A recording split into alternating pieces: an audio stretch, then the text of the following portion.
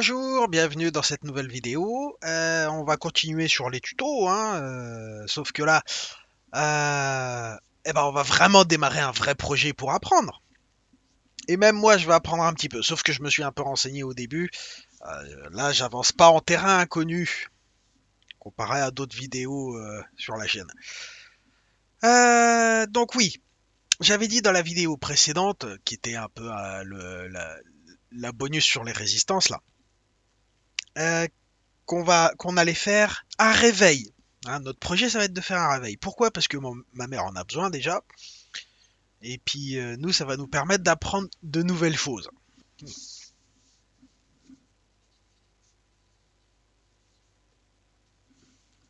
Comment on va faire notre réveil? Bah déjà, il faut se poser les questions de quelles sont les fonctions de notre réveil. Hein. Alors, les fonctions. Bah, d'abord, c'est donner l'heure.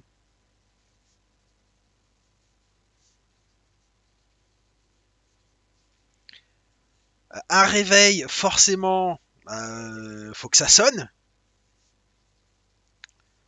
Sonner l'alarme. Si ça donne l'heure, faut pouvoir régler l'heure.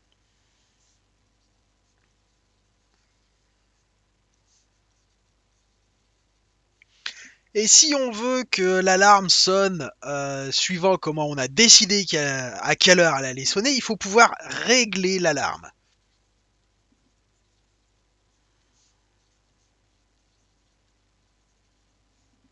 Bon, maintenant qu'on a les fonctions principales de notre réveil, il faut qu'on regarde dès le début quelle taille il va faire. Moi, il faut que ce soit dans une taille relativement réduite et j'ai un exemple de boîte ici, là, qui convient relativement bien. Hein. Voilà. Donc ça, c'est le genre de boîte. Le genre de taille de boîte qui me plaît bien. Donc,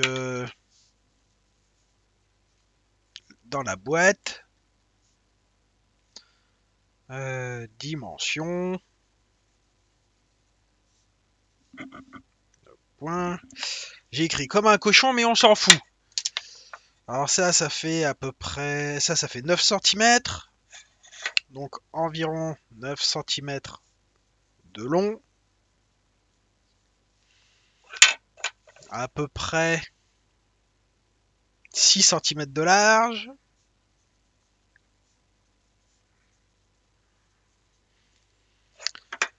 Et ça fait, avec le chapeau, ça fait à peu près 3 cm de haut.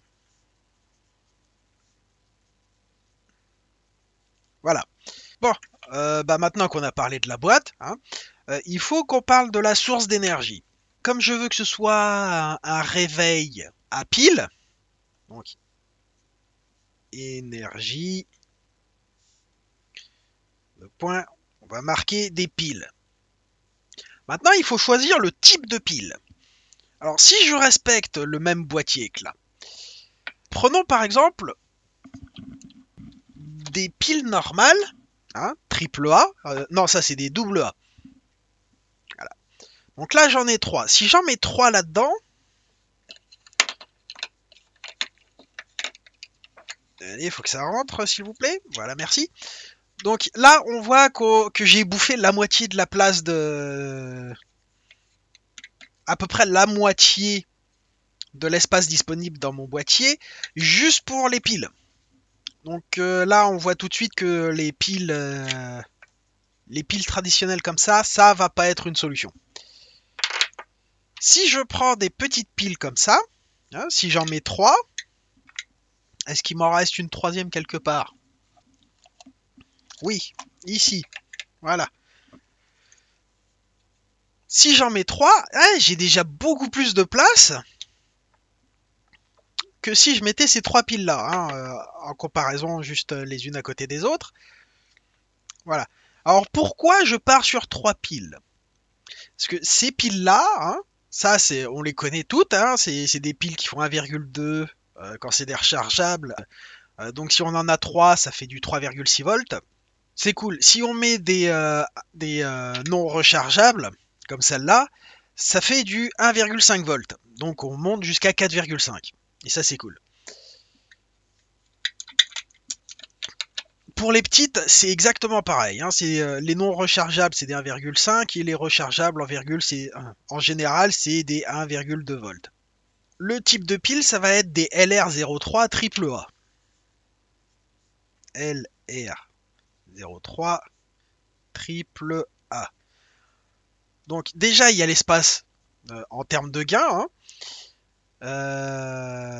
Et puis, ça se trouve, je pourrais même les mettre sous forme pyramidale pour gagner encore de la place. Ouais, puis si avec le...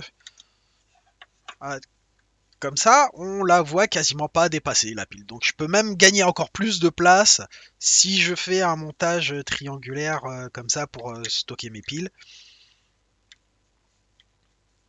C'est parfait. Ça me laisse plein de place pour mon montage, pour ma petite plaquette, tout ça. Donc ça, c'est les piles parfaites. Donc pourquoi c'est important ça? Parce que on va le voir juste après. Bon voilà, donc là on a choisi notre énergie, on a défini qu'on avait à peu près de la place pour 3 piles. Ce qui nous fait avec 100% de piles rechargeables du 3,6 volts. Et si vous vous souvenez bien, je vous ai dit que la carte Arduino, bon ça c'est pas une carte Arduino, hein, c'est une simili Arduino, compatible Arduino, ça fonctionne en 5 volts. Donc Arduino on oublie, mais pas tout à fait. Du coup là on va aller regarder la documentation. Hop. Donc là on a la documentation. Sur la documentation technique de la puce qui fait tourner l'Arduino, la configuration pour la fréquence d'horloge. Ils appellent ça les sources d'horloge, littéralement. Donc il peut y avoir plusieurs sources d'horloge. On peut avoir une horloge externe ou utiliser l'horloge interne à l'Arduino. Et quand on descend, on voit que l'horloge interne fonctionne à 8 MHz. Pour un réveil, on n'a pas besoin d'aller à la fréquence maximale de la puce. On n'a pas besoin des 16 MHz. 8 MHz, ça sera très suffisant. Du coup, on va se retrouver avec notre puce comme ça, sans la partie de circuit ici qui sert, par exemple. Enfin, là, c'est pas l'Arduino. L'Arduino, elle est actuellement utilisée dans un autre montage, mais ici, on a ce qui permet de régler la fréquence d'horloge de la puce. Ici. Ça permet de nous passer directement du montage là. Du coup, ça nous permettra en gros, on cale la puce dans le circuit, on met les diodes de protection, le régulateur de tension, un petit condensateur pour lisser tout ça, et puis paf, lui, il est alimenté, tout simplement. Et du coup, on pourra l'exploiter directement, notre petite puce Atmega 328P, qui, je le rappelle, est celle qui va servir de cerveau pour notre réveil électronique. Donc, puce centrale, c'est Atmega 328P. Et on a dit qu'on allait l'utiliser à 8 MHz parce qu'on n'a pas besoin d'aller plus haut. Et donc, 8 MHz, oscillateur horloge interne. Alors, si l'horloge interne permet d'aller à 8 MHz, elle permettra aussi d'aller, par exemple, à 4 MHz ou même à 1 MHz. Il me semble que la puce ne peut pas descendre en dessous de 1 MHz, ou alors le fonctionnement n'est pas garanti. Hein, j'avais lu ça dans la documentation, il me semble. Donc là, ça nous montre le montage que je vous parlais là sur la carte. On a ici le cristal, 2 condensateurs. Ça fait des composants en plus à installer. C'est pas forcément ce qu'on veut. Ah, voilà. Sur la plage 2,7, 4,5 volts. on se retrouverait donc à peu près là. Donc si on fonctionne à 8 MHz, ce qui nous ferait à peu près là, ouais. Ça veut dire qu'à 3,6 volts, a priori, le 8 MHz, il n'y a pas de souci. Voilà. Calibration d'usine, 8 MHz à 3 volts. Et user calibration, donc si on veut calibrer la fréquence, je pense pas qu'on va le faire. Mais ouais, 3,6 volts, 8 MHz, c'est top. Ça se vérifie. Ça, c'est cool. Maintenant qu'on a fait ça, c'est qu'est-ce qui va faire l'horloge? Enfin, le réveil. Hein. Donc, bah, il va falloir chercher sur Internet. Donc maintenant, on va chercher sur Internet s'il n'y a pas déjà un composant qu'on peut utiliser pour faire notre réveil. Hein. Moi, je le sais. Mais c'est pour vous montrer comment on se démerde quand on sait pas où est-ce qu'on va. Hein. Parce que moi, je voulais faire un réveil avec l'Arduino.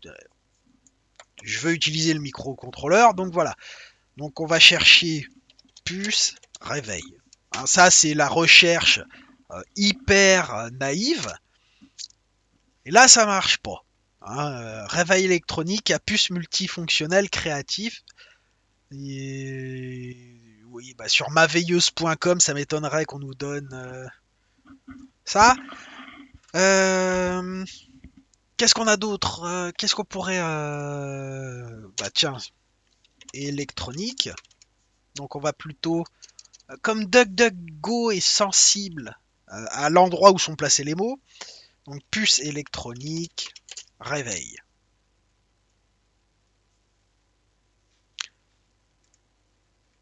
Et là, ça marche pas terrible. Donc là, on parle bien de puce électronique. Voilà, on retrouve encore ma veilleuse, la chatière électronique, puce électronique. Mais tout ça, ça nous parle pas de réveil. Hein. Donc si déjà sur la première page ça nous donne pas les informations qu'on cherche, c'est qu'on a un problème avec les mots qu'on utilise. Essayons en anglais. Donc quelle est la traduction de réveil en anglais? Hop. Donc là j'ai sorti le dico d'anglais et on va chercher réveil. Rabâcher, râpeux, refuser, REV, retraité, pas encore, un jour peut-être. Réveillon, réveiller, réveil. Alors, on a le mot waking, awaking, alarm clock. Eh ben, waking, ça c'est une action. Hein. Si on a fait un peu d'anglais, on sait que quand il y a ing, ça veut dire qu'il y a une action qui est en train de se dérouler. Donc c'est pas du tout ça. Est-ce qu'ici vous allez mieux voir? Un tout petit peu mieux. Et comme ça, voilà. Donc ici, on a waking. Ça c'est le réveil ou se réveiller. Awaking, ça c'est pas tout à fait le même, la même signification. Et alarm clock, donc on va essayer avec ça. Donc on va essayer alarm clock. Et en anglais, puce, une puce électronique, c'est un chip. Chip. Et là, on voit que DuckDuckGo nous propose Alarm IC Chip. IC, c'est pour Integrated Circuit. Donc ça, on va le prendre. Le premier truc qu'on nous dit, c'est le titre, c'est Old Clock Chips. Alarm Clock Chips, d'accord. Donc Alibaba. On a le 555 Alarm Clock Chips. Bon, ça, c'est de l'anglais chinois, donc on va pas y faire confiance. Par contre, là, on voit Clock Integrated Circuit. Ah! Regardons ça. Ça nous parle de clocks. Donc ça, c'est plus la traduction d'horloge. Mais vous voyez que là, alors qu'on a fait Alarm Clock IC Chip, le premier résultat, c'est utilise juste le mot clock. Donc là, la première ligne, ça nous dit when the clock chips internal time equals the arbitrary alarm time, the alarm output goes low. Donc là, ça nous parle clairement que là, c'est la puce, l'horloge de la puce. Nous, quand on cherchait réveil pour les puces, on n'utilisait pas le bon mot. C'est le mot horloge. Hein. Donc on va continuer plus loin. Et là, on a apparemment un PDF sur une puce, donc un circuit intégré, PMOS, ça c'est la technologie à laquelle elle a été fabriquée, et c'est euh, Digital Alarm Clock. Donc regardons. D'accord. Donc ça nous ferait effectivement. Tac, tac, tac, tac, tac. Donc là, ça nous parle bien d'heures et de minutes. Hein. Un sleeper. Tac, ok. Application, alarm clock, clock radio. Donc ça, c'est une puce spécifique qu'on utilise pratiquement toute seule, je pense. Avec un petit peu de circuit, on la connecte à un buzzer et puis bip bip bip, voilà. C'est pas vraiment ce qui nous intéresse, mais je pense qu'on pourrait l'utiliser celle-là. Supply voltage de moins 14 à moins 7,5 volts. Ouais, pourquoi pas. Donc, vu qu'on sait pas gérer pour le moment, enfin, je sais pas gérer les tensions négatives, non. Mais voilà, on se rapproche de notre but. Hein. Si on continue notre recherche,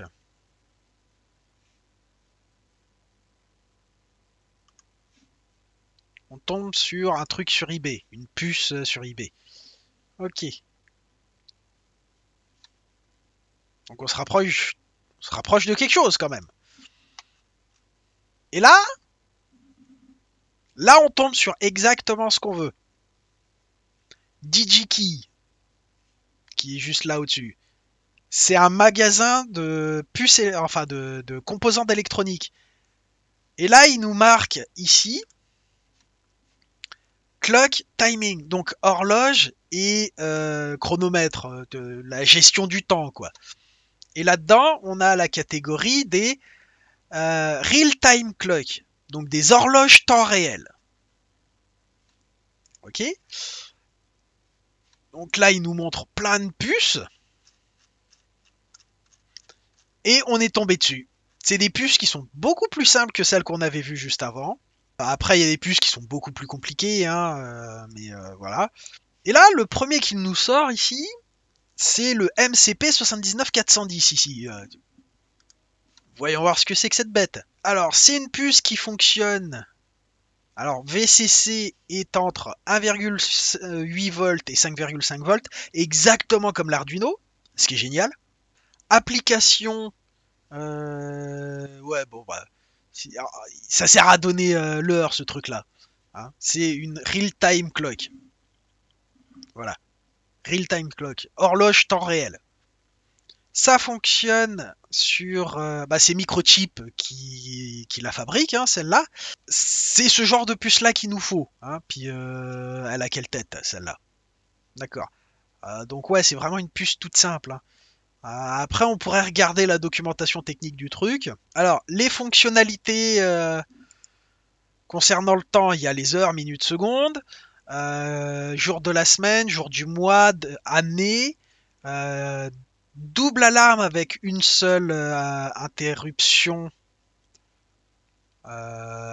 sortie d'interruption utilisant VCC ou V-batterie. Parce que là, je vous le dis maintenant parce que je le sais, je la connais un peu la puce. Cette puce-là, on peut l'alimenter avec une petite pile. Vous savez, là, les petites piles boutons comme batterie de secours. Et puis, bah, ce qui fait que quand on change les piles, ben, la puce, elle continue de fonctionner. Et puis, dès qu'on remet les piles d'alimentation de base, eh ben, elle arrête d'utiliser la pile, la batterie de secours, en fait, et elle reprend son fonctionnement normal sur les piles. Donc ça, on va le mettre dans notre truc, hein, parce que ça, c'est une pile, enfin c'est une puce qui remplit toutes les fonctions. Après, en termes de prix, elle est à combien celle-là? Donc on va chercher, hop. Donc, hop, la première puce qu'on trouve.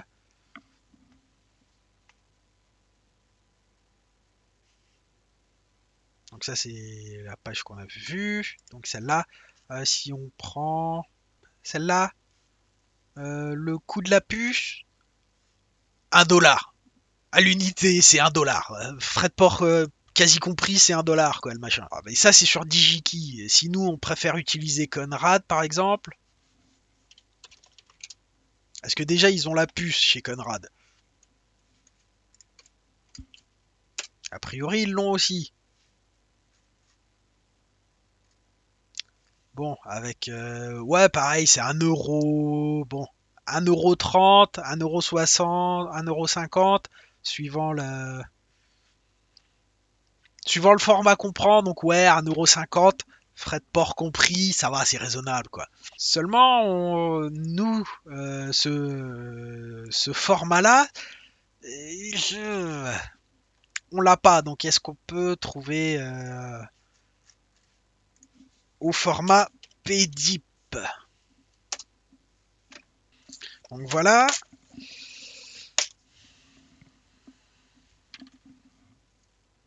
Ok. En principe, ça devrait être ces puces-là. Exact. Alors, voilà. Moi, je l'ai cette puce-là. Alors, vous allez pas la voir et j'ai pas sorti le microscope. Mais la référence, c'est MCP 7940M. Donc, c'est pas la 410, c'est la 40M. Donc, si je fais MCP 40,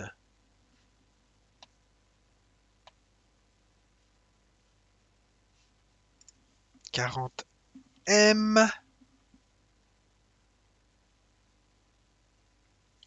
I/P. Voilà. Donc on voit bien qu'elle existe chez DigiKey. Hein. Et voilà. La voilà. Et elle coûte combien? Elle coûte encore moins cher, 66 centimes. Ouais, pour 1 €, elle est à la maison, quoi. Même depuis les États-Unis. Si on la met en France, où est-ce que t'es la France? Ici, voilà. Voilà, 57 centimes d'euros. Voilà. Donc, plutôt que d'acheter un module d'une autre compagnie que Microchip, qui s'appelle la puce, c'est DS1307, il me semble. Donc, c'est un module autour du DS1307, il me semble, qui coûte, il coûte 10 € le module. Hein. Voilà. On achète la puce là. En plus, elle est super simple à utiliser. Hein. On peut regarder la documentation technique. Fiche technique ici, hop. Si on regarde la documentation technique de la petite puce que je vous ai montré là, on voit clairement que ici il y a un microcontrôleur, hein, MCU pour microcontrôleur unit. Ici on voit qu'il y a 3 connexions qui vont vers la puce. Ici il y a 3 résistances. Une résistance c'est quoi? C'est 5 centimes pièce. Le microcontrôleur, il est, on a vu le prix chez DigiKey, là il est à 57 centimes, donc 60 centimes, plus 15 centimes de résistance, plus 3 condensateurs céramiques, et plus un cristal d'horloge qu'on peut récupérer. Par contre, pour vous, ça va vous réclamer un petit peu plus de travail, un petit peu de soudure, un petit peu de tout ça. Oui, je sais, ça va être plus difficile. Alors, est-ce que j'ai pas un petit cristal d'horloger qui traîne à vous montrer? Donc voilà, les cristaux d'horloger, ça se présente comme ça. Et si vous ouvrez des montres, vous en avez sûrement vu, surtout les montres électroniques. Dans les réveils chinois tout pourris, vous en avez déjà trouvé aussi. Donc ça, vous n'avez même pas besoin de les acheter, vous ouvrez n'importe quel radio réveil un peu électronique ou ce genre de truc, vous allez en trouver de ces machins-là. Donc si vous voyez des vieux machins électroniques, tout ce qui affiche l'heure en fait de manière électronique risque d'utiliser ce genre de truc-là. Bon, par contre, il y a un problème quand même avec cette puce. C'est que ces cristaux d'horloger, elle les aime pas trop. Ils ont une caractéristique que la puce n'aime pas. En fait, c'est leur capacitance qui est un peu trop élevée. Ça n'empêchera pas la puce de fonctionner. En tout cas, la documentation technique nous dit utilisez plutôt des à montage en surface. Eh ben écoutez, hein, on n'est pas à quelques dizaines de centimes près. Euh, S'il faut que j'en achète, j'en achèterai et puis voilà quoi. Donc maintenant, on s'est rendu compte qu'on avait besoin d'une puce RTC pour Real Time Clock.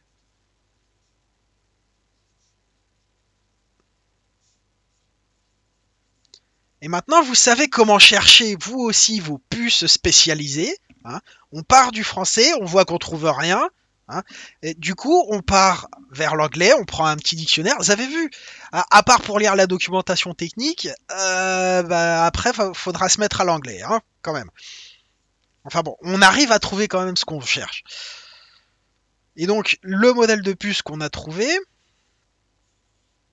c'est la MCP 74. Bah non, c'est pas ça. C'est quoi déjà le modèle? C'est 7940. 7940M. Et moi, je prends la variante I/P pour avoir les petites pattes comme ça. Parce que sinon, c'est du montage en surface et c'est chiant. Voilà. Donc ensuite, bah, une fois qu'on a fait ça, il faut quand même un affichage. Hein. Du coup, ce qu'on va faire, c'est qu'on va prendre.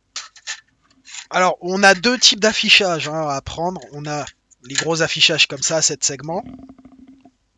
Il y a quelque chose qui m'agresse. Et ou alors, on a les.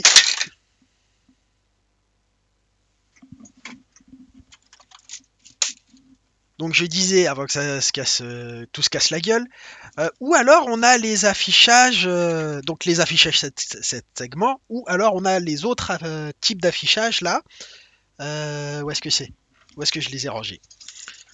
Donc là-dedans, on a aussi on a ce genre d'affichage là. Hein. Et si on ressort, on va ranger ça. Si on ressort la petite boîte là, on voit qu'il y a comme un léger souci avec l'afficheur. Hein. Alors, disons que ça rentre, mais ça rentre parce que c'est la mode. Hein. Et ça laisse pas beaucoup de place en dessous pour faire ce qu'il faut. Hein. Du coup, on va plutôt prendre ça parce que ça, à la rigueur, on peut même le mettre comme ça, hein, ça rentre. On peut donc le mettre même ici, sur la tranche. Comme ça, il est super stable. Et puis avec les piles qui sont là comme ça, enfin, on va mettre ça là comme ça, hop. J'ai dit comme ça, hop. On casse tout. Hop. On met l'afficheur ici. Et on voit qu'on a encore plein de place pour nos puces. Hop. Donc on met. Donc même si on les laisse comme ça. Donc on va avoir notre puce là. Le microcontrôleur, où est-ce que je l'ai foutu? Ici, le microcontrôleur. Les fils pour brancher tout ça. Ça va, on a la place quoi. Alors, est-ce qu'on a un... Voilà, comme ça. Donc on voit qu'on a la place là.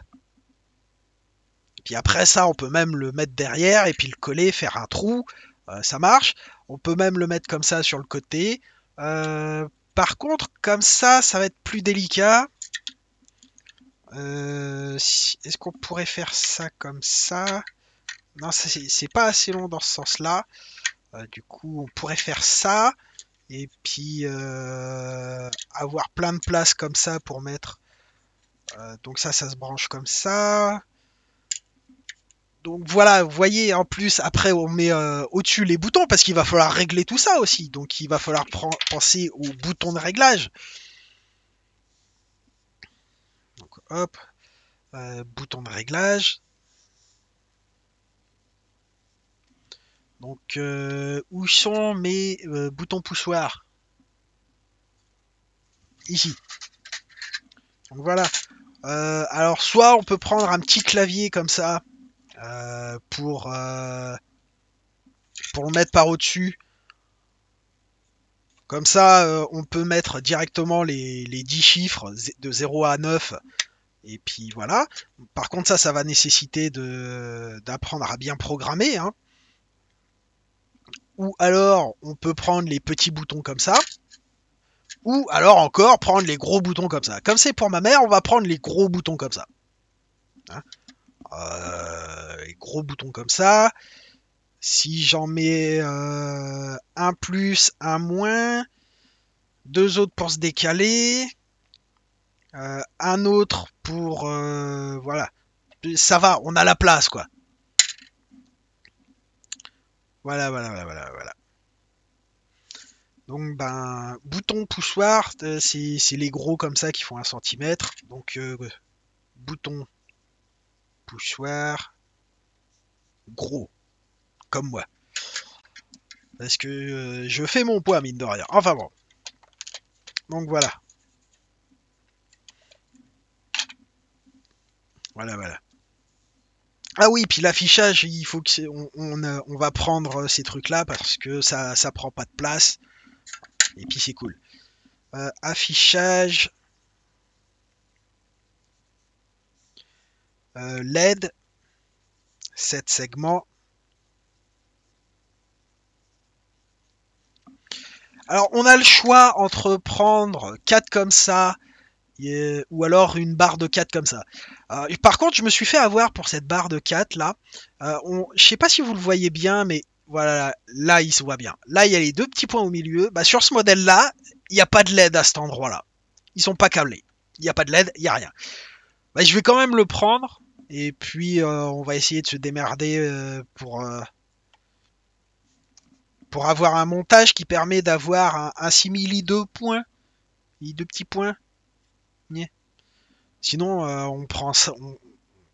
J'en ai qu'un comme ça, sinon on aurait pu prendre 4 comme ça. Mais pareil, il faut faire attention sur ces trucs-là. On verra plus tard ça. Mais il y a deux manières de. Il y en a deux types comme ça, soit à note commune, soit à cathode commune. Donc soit c'est le plus qui est commun à tout le monde, à toutes les LED, soit c'est le moins qui est commune à toutes les LED. Je sais pas s'il y a vraiment un avantage de l'un par rapport à l'autre. Lui, je crois que c'est le plus qui est commun à toutes les LED.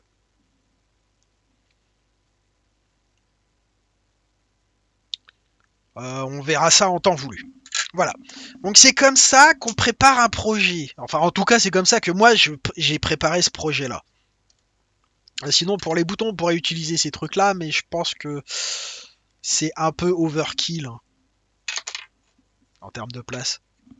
Enfin bon, voilà.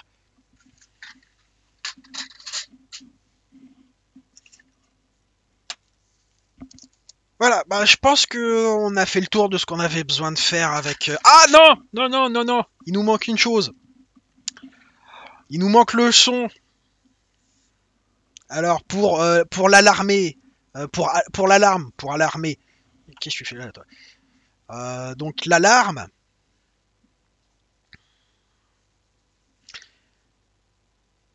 Eh ben on va utiliser un buzzer piezo. Alors je sais pas si l'orthographe elle est correcte, mais voilà. Bon, vous retrouverez toute la liste comme ça, refaite au propre pour vous que vous puissiez la télécharger si jamais ça vous intéresse. Hein. Qu'est-ce que c'est que ça? Ah oui. Et puis bah, après, on va commencer à étudier réellement la documentation technique pour voir tout ce qu'on a besoin en fait et faire de la recherche avant d'aller plus loin dans le projet. Hein. Parce que on va prototyper toujours avec la carte Arduino basée autour du 328P là, donc l'Arduino Uno. Mais comment dire, on a vu que nos contraintes énergétiques avec les 3 piles là, on ne pourra pas aller jusqu'au bout avec une carte Arduino. Il va nous falloir à un moment donné passer à la puce toute simple, toute seule. Donc ben, je pense que j'ai fait le tour de comment on fait son cahier des charges pour son propre projet. Je vous ai montré comment on cherche ce dont on a besoin, hein, notamment cette puce-là. Parce que trouver qu'on va utiliser un microcontrôleur, ça c'est très facile.